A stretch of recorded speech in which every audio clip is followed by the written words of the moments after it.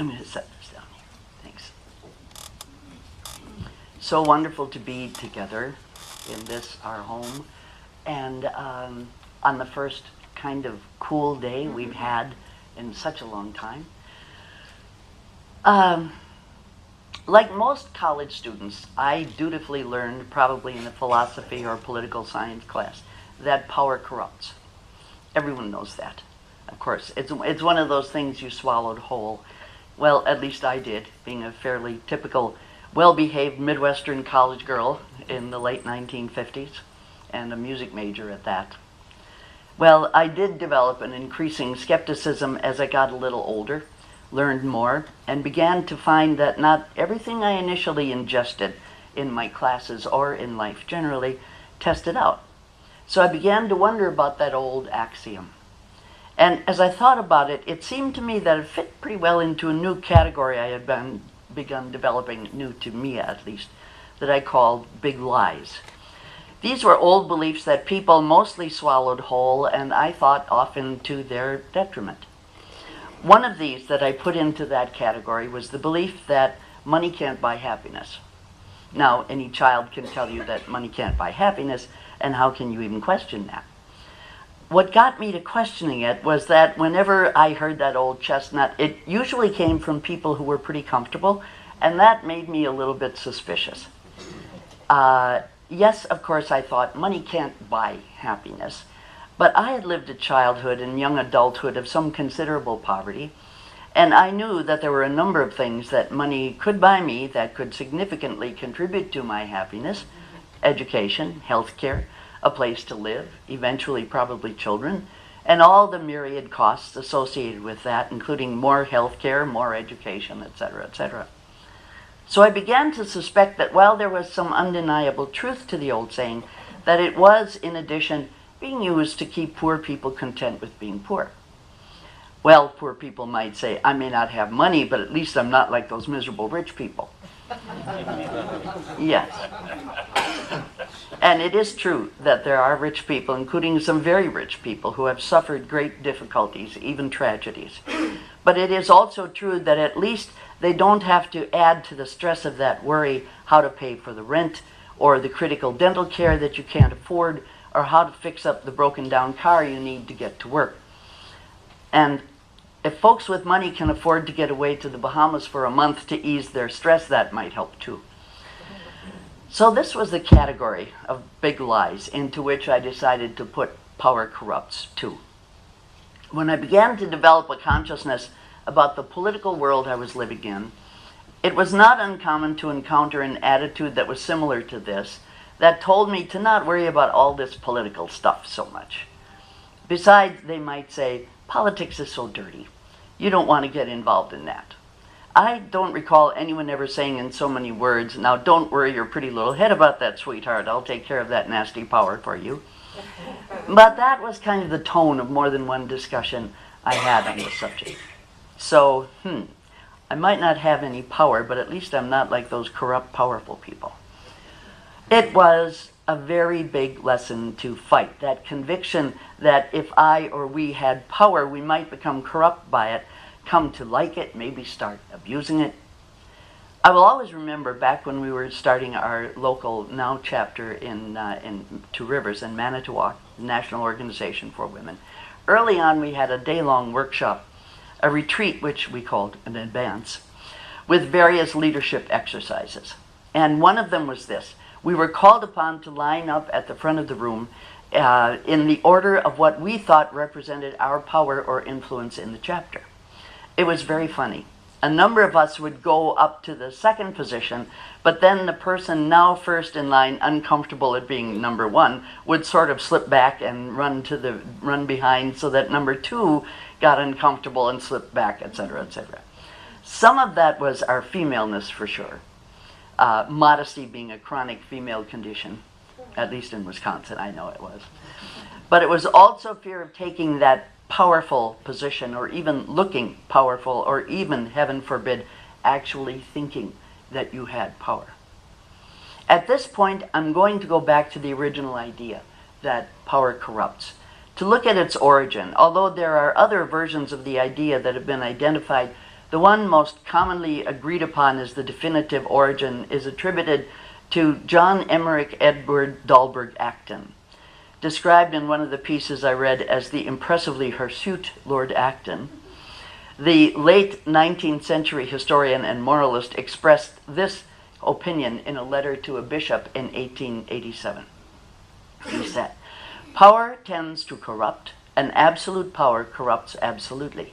Great men are almost always bad men." Unquote.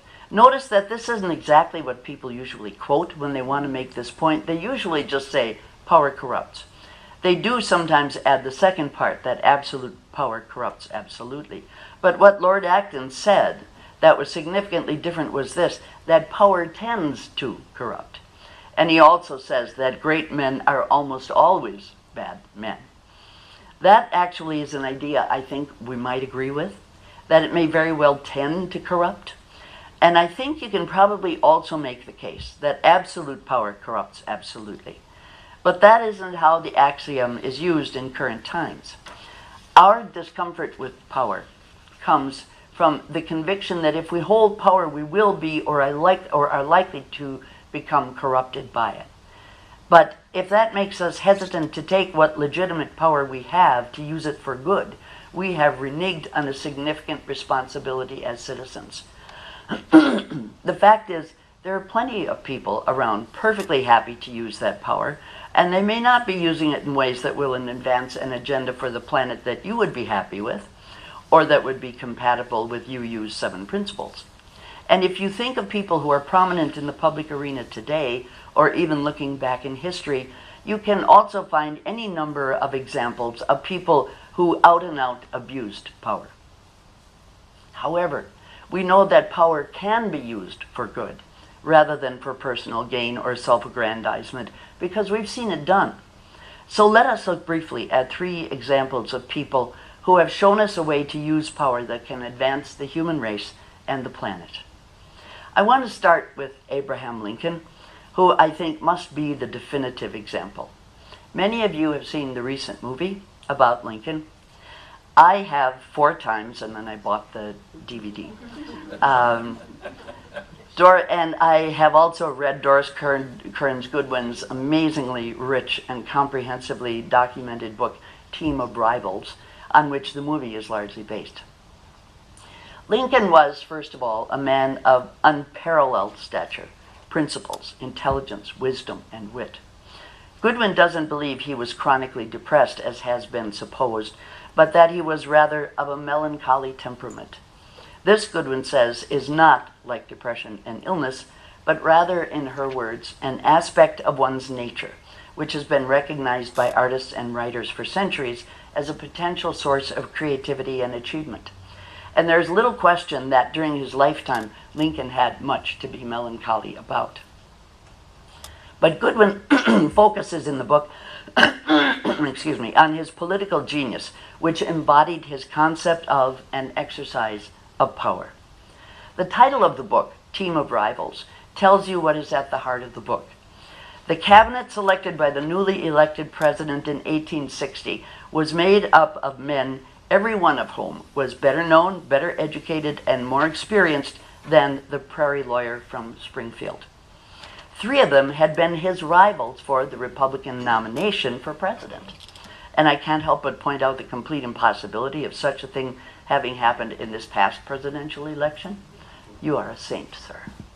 Thank you.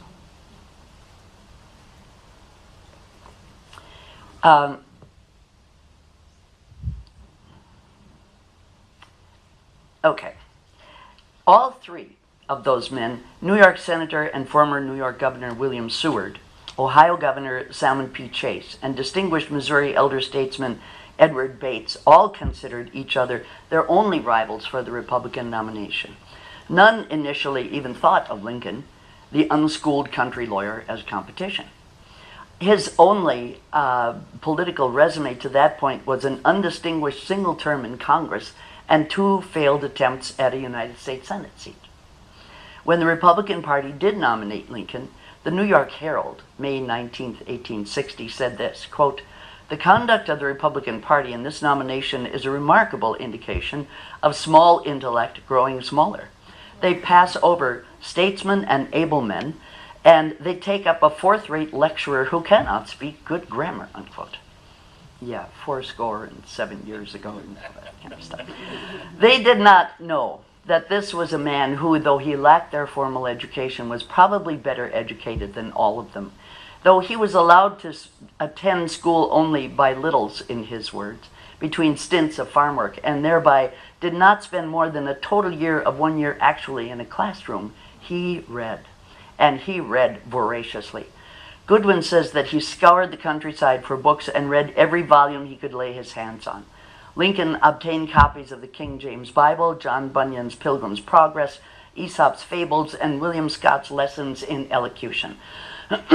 She reports that, holding Pilgrim's Progress in his hands, his eyes sparkled, and that day he could not eat, and that night he could not sleep. He read and reread the Bible and Aesop's Fables so many times that years later he could recite whole passages and entire stories from memory.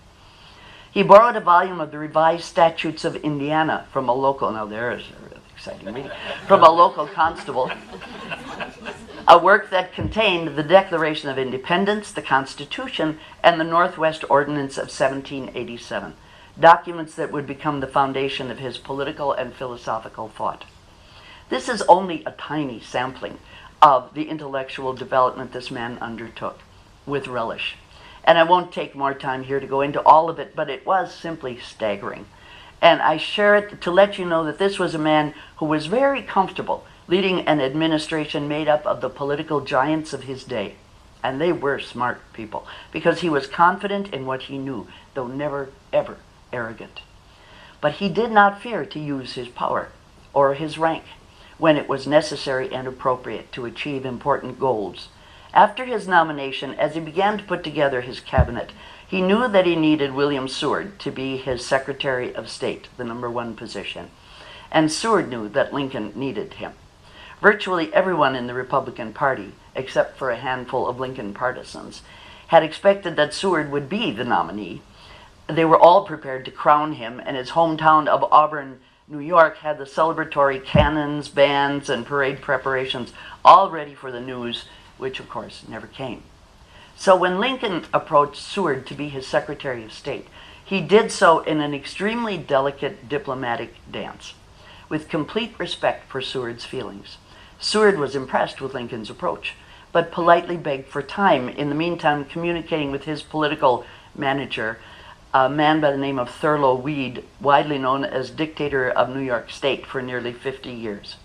Weed had also been devastated by Seward's loss. Seward and Weed, thinking it a disaster that this political nobody could be in control of the nation and their party, intended to strongly influence Lincoln's cabinet selections. As Goodwin describes it, shortly after the election, Weed invited Lincoln to join him at Seward's Auburn, New York home, so the three of them might deliberate about the cabinet. Think about that. Lincoln wisely declined. When Weed suggested a more neutral setting, Lincoln again declined. In Goodwin's words, while more than willing to consult with Weed and Seward on his cabinet selections, Lincoln wanted it known that the ultimate decisions would emanate from Springfield and would be his alone. And anyone who has seen the recent movie will recall the very dramatic scene in which some of Lincoln's cabinet members are dragging their feet about getting the necessary votes to pass the 13th Amendment outlawing slavery, complaining, whining, it was too hard. Note, the direct quote is from the book, and the direct quotes in the book are things Lincoln actually said. He had two male secretaries, who wrote down virtually everything he said, as did many of his cabinet members. So this is a direct quote from the book. Lincoln has been patiently and passionately explaining why it had to happen, and had to happen then. When he finally reaches his breaking point and rising up out of his chair says, "I am President of the United States, clothed in great power. The abolition of slavery by constitutional provision settles the fate for all coming time, not only of the millions now in bondage, but of unborn millions to come. A measure of such importance that those 2 votes must be procured. I leave it to you to determine how it shall be done, but remember, I am President of the United States. clothed with immense power, and I expect you to produce those votes." Unquote. That is an example of the responsible use of power. And this comes from the man who once said, "Nearly all men can stand adversity, but if you want to test a man's character, give him power." A man with a similar concept of power was Martin Luther King. He saw power as a tool to be used by the people to effect change for good, and his written works are filled with references to power and its principled use. In a speech from Where Do We Go From Here, Chaos or Community, Dr. King says, quote, "From the old plantations of the South to the newer ghettos of the North, the Negro has been confined to a life of voicelessness and powerlessness. Power, properly understood, is the ability to achieve purpose. It is the strength required to bring about social, political, or economic changes. In this sense, power is not only desirable, but necessary in order to implement the demands of love and justice." He constantly urged the use of blacks, the words he used then, of course, was Negroes, economic and political power. The most dramatic use of economic power employed by the civil rights movement under his leadership was the boycott, and the most famous of those was the Montgomery, Alabama bus boycott. As I'm sure you all know, this was the boycott that was triggered by Rosa Parks, a seamstress and a former local NAACP secretary who refused to rise and give her seat to a white man when the white seats on her bus were filled. Her arrest and charges for non-compliance with the city's segregation rules lit the fuse that set off an uprising of unprecedented proportions and a nationwide movement for social justice. The black residents of Birmingham made up 75% of the bus ridership, and they were not going to ride the buses. The leadership of Martin Luther King, then a new minister in town, and several ministers of other churches, with the able organizing and logistical skills of the women in their churches, organized the boycott over a weekend and made a substantial miracle happen. On Monday morning, December 1st, 1955, Montgomery buses were empty of any black riders. They walked to work, they carpooled, or they took cabs. Every black-owned taxi company had agreed to take people to work for just the cost of the 10-cent bus fare. National support was significant. People who wanted to help sent money, supplies, and shoes. On June 5, 1956, a Montgomery federal court ruled that any law requiring racially segregated seating on buses violated the 14th Amendment to the Constitution.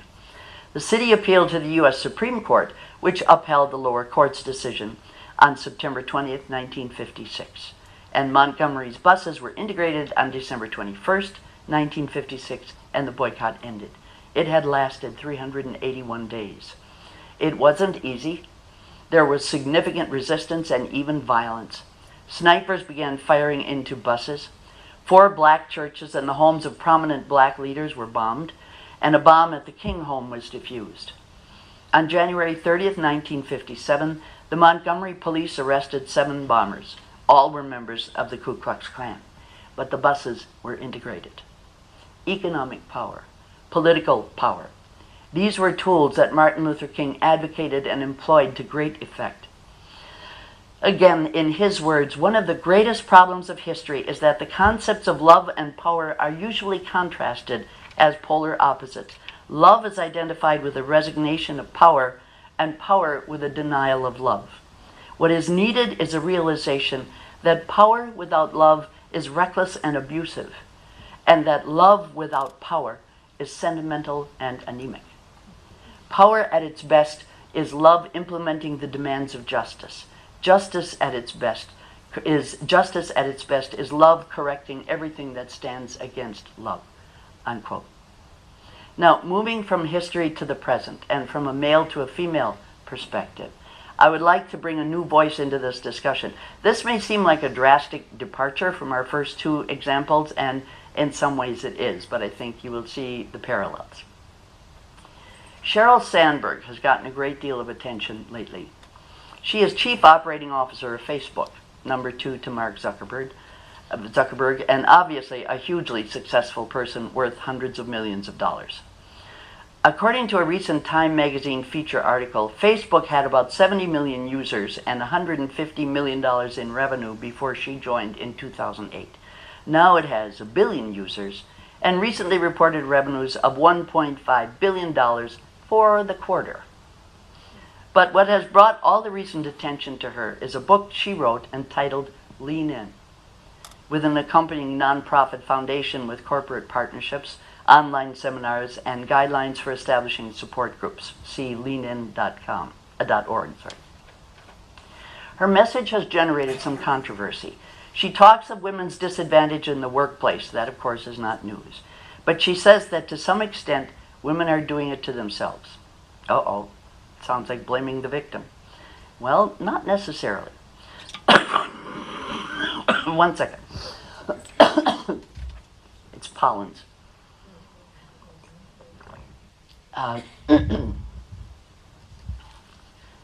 Not necessarily. She talks about women's hesitancy to put themselves forward, to speak up for raises and promotions that they deserve, to fight the modesty that keeps them from proposing groundbreaking ideas. In other words, she wants women to lean in. She says that she grew up at a time when girls on the playground who took charge were called bossy, as she was, which of course boys never were because they were expected to be leaders. Now, she said on a recent television interview, we shouldn't call our daughters bossy. We should say they have executive leadership abilities. In the words of the Time article, Sandberg has taken on a new mission to change the balance of power. It is a tough road to go. Again, according to Time, women's journey to the top is having an altitude problem. For 3 decades, more women than men have graduated from college, but that academic dominance has not led to corresponding business or political success. There are currently only 17 heads of state out of 195. Women hold about 20% of all parliamentary seats globally, including us in Congress, 19% here. Slightly more than 4% of Fortune 500 companies are headed by women, slightly more than 4%. And women hold 17% of board seats. Worse, these numbers aren't changing very fast. 10 years ago, 14% of board seats were held by women as opposed to 17 now. And the numbers are similar for parliamentary and other leadership seats. The U.S. has primitive maternity leave laws. There's virtually no accommodation for women's childbearing and child-rearing functions. In addition, both males and females are raised to have reduced expectations for women. In addition, Sandberg often refers to a 2003 experiment that found students considered a successful entrepreneur in a case study more likable when her name was changed to a man's. The data says clearly, this is a quote, that success and likability are positively correlated for men and negatively correlated for women. Female accomplishments come at a cost, and that cost is people declining to click on the like button. That study was 10 years old. There are many others even older. And of us who have studied gender discrimination, any of us know of studies in which resumes were sent out to various employers with a female name and rejected, and then the same resumes sent out with male names and accepted, and more and more and more, with sickening repetition.